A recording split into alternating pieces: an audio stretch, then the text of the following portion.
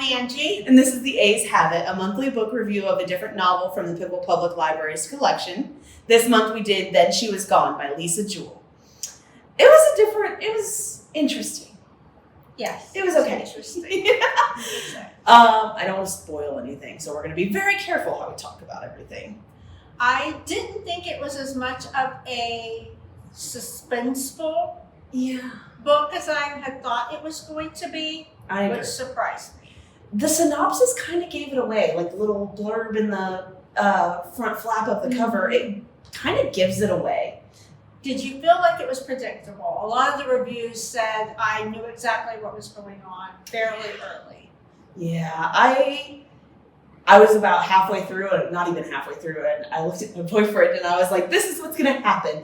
And I was like 80% right. Mm-hmm. I missed the involvement of a specific person, but I called it.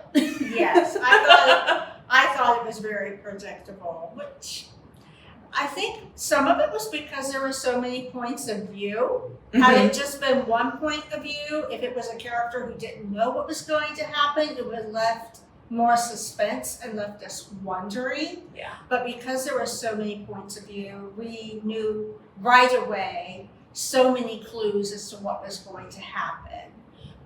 But with that, we had good character development. So it was kind of a trade-off, I think, that the author maybe had to make. I could see that. I thought it was really interesting once you get about halfway through when you hit Noelle's point of view. Mm-hmm. And hers is in a first-person narrative, I, me, us, we, but everything else is like third person. So she's the overarching narrator. And I thought that was kind of an interesting take. Yeah. Other than that, it was third person and it was, I would say it was a little omniscient, not fully. Can't think of the word for in between. I thought the pacing was okay. I think it could have been a little faster. Yeah. A little faster. I would agree. And that kind of comes with the predictability aspect of it. Mm-hmm. She put a few too many clues in there for us, I thought. I thought so too. Absolutely. But I thought too the characters were really done well. And the secondary characters, what did you think of those? I felt like some of them were better than others. I would have liked to have learned a little bit more about Sarah Jade.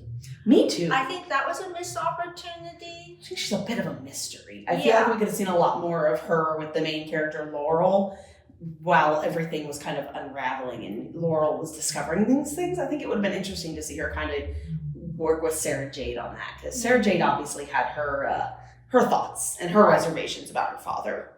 But Paul, I really liked him. I adored Paul. He was a secondary character. We didn't get to visit very often within the story, but the small snippets we got of him, I thought he was very endearing. I thought he was too. I think he just seems like a really great guy. And the way he spoke to Laurel, even though she was his ex-wife, as he spoke to her as still a friend. Yes. And I really loved that dynamic, to be honest, because, they didn't get divorced because they didn't really love each other anymore. It was more of the circumstances and the things that were happening caused them to grow apart. Which often happens when a family loses a child. For whatever the reason may be. I can't even imagine. No, it often does tear them apart. And I thought the author did a really good job of portraying that relationship and the difficulty with it. And what did you think of the character of Laurel? I read lots of reviews where they didn't like Laurel. She didn't endear herself to them. And I liked Laurel's character. I didn't have anything against her. Yeah. A lot of people said they didn't feel any empathy toward her. They found her character somewhat annoying, that time had passed and she needed to move on. I disagree. Not with something like that. And there was no closure. For so long, there was no closure. Yeah, that's in a lot of areas. So that's not something you just move on from. Her child was missing. Yes. And it took me, I could not for the life of me for almost the entirety of listening to the book remember how old Ellie was when she went missing. Oh, 15. And yes, until the very end when they mentioned it, she was 15. And I was like, okay. 15. I definitely knew she's a teenager, but I didn't know. I knew she was still in high school. And it had been 10 years. Yeah. Which some might say is a long time, but it really is not. It's a long time, but not in the terms of grief. No. Grief doesn't just go away. No, it never goes away. There's always that void. Mm-hmm. Yeah. So, what would you think of the ending? Before we do the score, I have to know what you thought of the ending. Not my favorite ending. That's not what I was expecting. I'm kind of mad no justice was done. Mm. I know that it wasn't necessarily that kind of book, Mm-hmm. but I feel like things could have been tied up more in a neat bow. But obviously, that's not how life is, and I feel like that makes it a little more real. Right. I I will say it had the ending I wasn't expecting. Yeah, I definitely wasn't expecting the full ending. Like, I knew I kind of definitely, from the back got what was going on and what was happening, but how it got tied up and how it ended. Was the predictability so much in the book, I felt there was a lot of predictability. But then we get to the ending and I was like, oh, surprise. That did surprise me. Yeah. It could have been better. I think it could have been a lot more suspenseful. It didn't necessarily have me on the edge of my seat like I prefer. Right, and I thought it was going to. I'll be honest. I thought it was going to. And I will say the cover is beautiful in this book. It's a beautiful cover. The title really makes me want to pick it up and read it. I wish I hadn't read the synopsis. I often don't. When I read a book, I often do not. I go into it blind. I'm one of those ones who judges a book by its cover, which they say don't do. I do it too. But I always do that. And this cover, I think, is beautiful. And I wouldn't have, had I just been reading it for myself, have read the synopsis. And then I might have been more surprised by so much. Yeah, I wish I hadn't read the synopsis. But I agree with you. The cover's beautiful. All of her covers are beautiful. We actually have about 7 more in our collection of hers. Here are 6 of them behind us. We have a lot of them. We have a few of them in large print as well here at the library. So come on in, check them out. Absolutely. If you like this one, give her a try. Would you read another book by this author? Absolutely. I would read too. None of This Is True. And that one was really good. That's what got me wanting to read more, which is when I got this. I found it at Target, and I just picked it up and I was like, I'm gonna read it. I never read it. Took from. I'm not sure if I've read her before or not. I feel as though I have, but I would definitely give her another try. Yeah, absolutely would. It seems like she's mainly thrillers and suspense novels. Mm-hmm. So if you're looking for maybe to sit on the edge of your seat, check out one of Lisa Jewell's books. Okay, time for some spoiler alerts. Oh, yeah. Time for spoiler alerts. We got to talk about what actually happened in this book. Absolutely. But we don't want to spoil anything. So if you haven't read it yet, stop watching. Stop watching. Go read the book and come back to us. Come back later. And we'll discuss some more. Okay. So like I said, I guessed it. I picked the book up and I was like, oh, Poppy's Ellie's kid. 100%. Absolutely. You knew right away. You knew 100% with just how much they described her looking like Ellie. There was no way. Laurel even went as far as describing her bone structure looking the same. Not just her eyes or her hair, her bone structure. And I was like, oh, okay. Yeah, that's Ellie's kid. What I didn't think, my first thought was that Floyd was worse than he is and was the one who kidnapped Ellie, and it was his kid, and I don't want to go. I thought the same. Yeah, and I think they wanted us to. They definitely did. I think the author wanted us to feel that Floyd was more sinister than he was. They honestly, I feel like they could have made him seem a little more sinister. I don't know. He didn't do enough sketchy things for me. Like, once it kept going, I was like, he's not really that weird. And then, plot twist, he really is that weird because he was stalking her. He was stalking her for 6 months before he met her. I will say Noelle, I knew she was what she was. Oh, we're allowed to say now. Yes, we're in the spoilers section. You can talk. Yes, I did know that she was a kidnapper. I didn't know what all she did. I honestly thought that Ellie might still be alive. I was hoping that Ellie was still in that dark basement and was still going to be alive. When he was, I know at this point we technically knew she was dead because we got from Noelle's point of view that she took her very, very decayed body out of her basement and put her bones on the road and ran them over and then dumped them in the woods. Mm-hmm.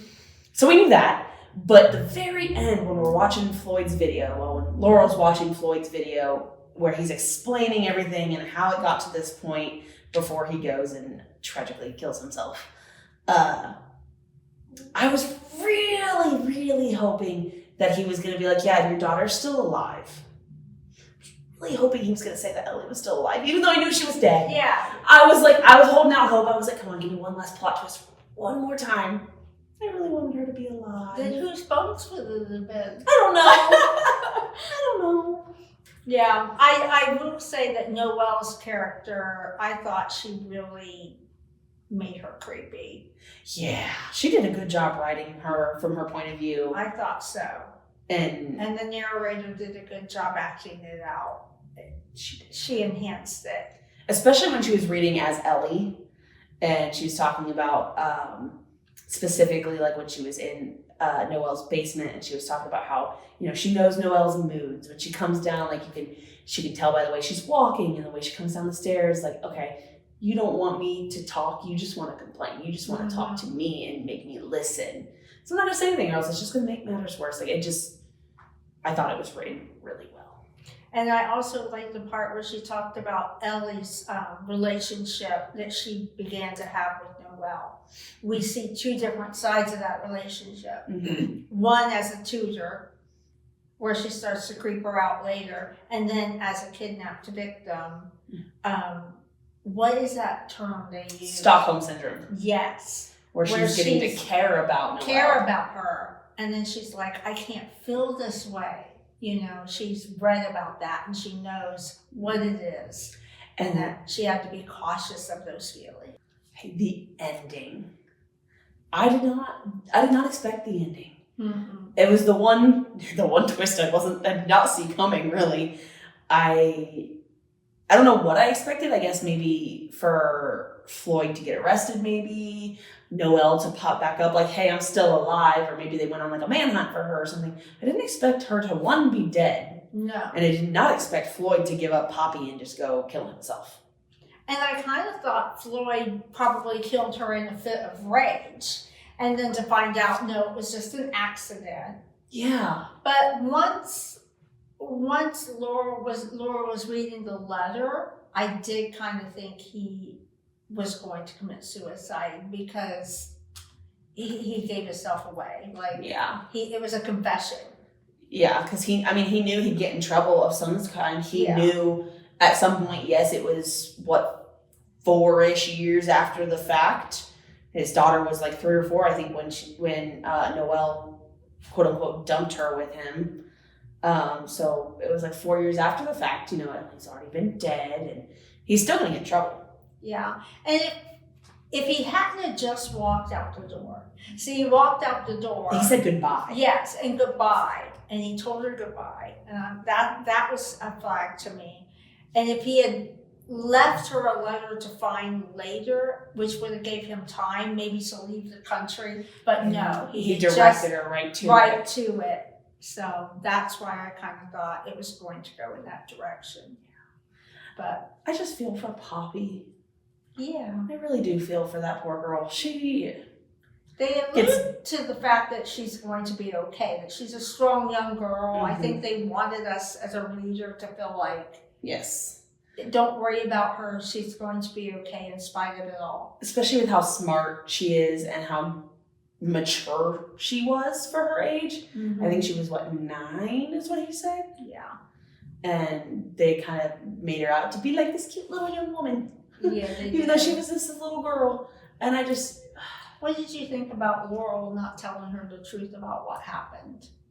I mean, eventually it's going to come out. Do you think she used wisdom there that she should have just went ahead and told her? I don't. You never really know until they grow up and they figure it out. But it's kind of a 50-50 on how it's going to affect them. Mm-hmm.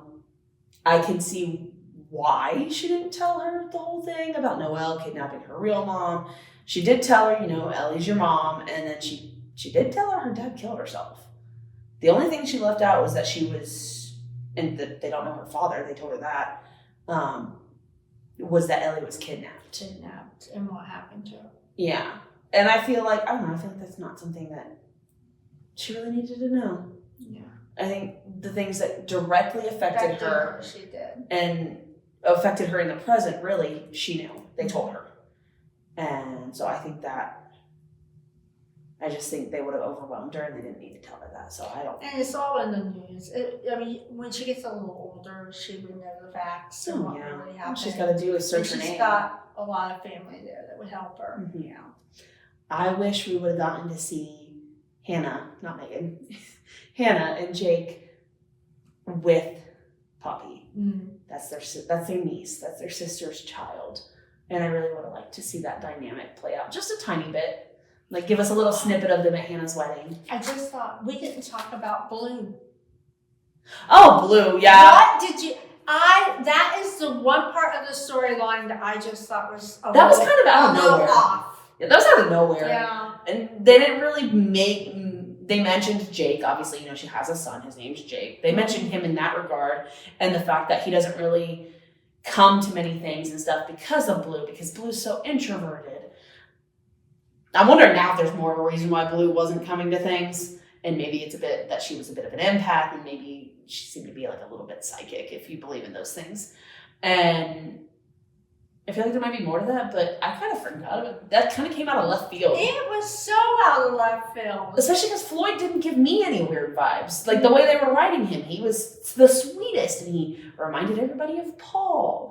Yeah. I didn't appreciate Paul's jab about a look-alike family, though. That made me sad. I was like, oh, she is just trying to move on, finally. Mm-hmm. And you make that jab.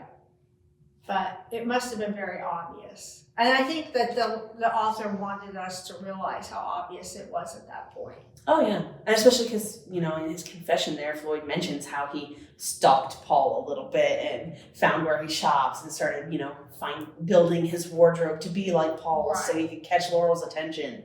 I just think that whole storyline with Blue would have been more believable had we had a little bit of an inkling of the relationship between Blue and Laurel at some point. Because they didn't seem like they were close enough that she would come up to her and say, this guy you're with is giving me some really weird vibes. He's got a bad aura. But at the same time, that kind of speaks to how bad it really was for her to reach out to Laurel and say that, because they weren't close. So he really had to give Blue such a bad feeling. Bad vibe. Terrible for her to reach out and be like, hey, this man is not good. Right. Get away. You don't just tell that to somebody you don't really have a relationship with. It's not your business. And most, grown adults realize it's not their business.